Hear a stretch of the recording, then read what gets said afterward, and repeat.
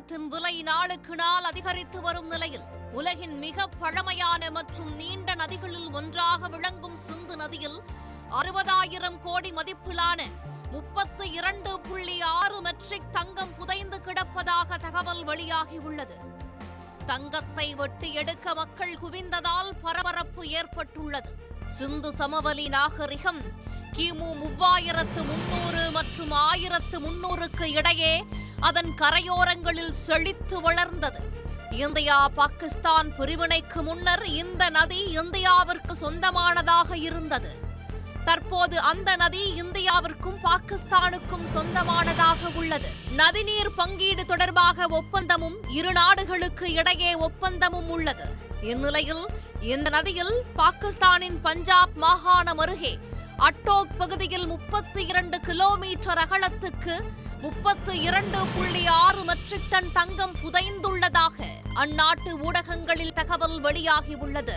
இந்த தங்கத்தின் மதிப்பு அந்நாட்டு பணமதிப்பில் 60,000 கோடி இருக்கும் என பொருளாதார நிபுணர்கள் கணித்துள்ளனர். இந்த பணம் அப்பகுதிக்கு பொருளாதார பலன்களை அளிப்பதுடன் நிதி நெருக்கடியில் சிக்கியுள்ள பாகிஸ்தானின் பொருளாதாரத்திற்கும் உதவியாக இருக்கும் என்றும் செய்திகள் வெளியிடப்பட்டுள்ளது.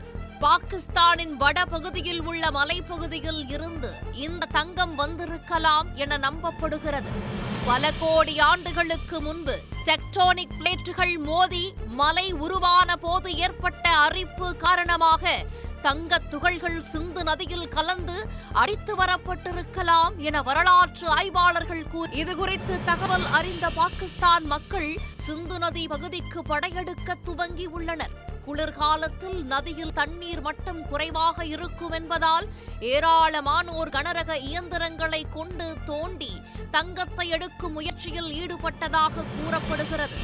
தங்க புதையல் தொடர்பாக அரசு ஏதும் அதிகாரப்பூர்வமாக அறிவிக்காத நிலையில் மக்களும் செயலை சட்டவிரோதம் என கூறியுள்ளதுடன் அரசு அங்கு பிரச்சனை ஏதும் ஏற்படாமல் இருப்பதற்காக தடை உத்தரவு பிறப்பிக்கப்பட்டுள்ளது. இங்கு தங்கம் இருப்பதற்கான சாத்தியம் அதிகம் உள்ளதாக கூறப்படும் நிலையில் அடுத்த கட்ட நடவடிக்கை குறித்து பாகிஸ்தான் கனிமவளத்துறையினர் ஆலோசனை நடத்தி வருகின்றனர். உடனுக்குடன் செய்திகளை தெரிந்து கொள்ள சன் நியூஸ் பெல் ஐகானை கிளிக் பண்ணுங்க.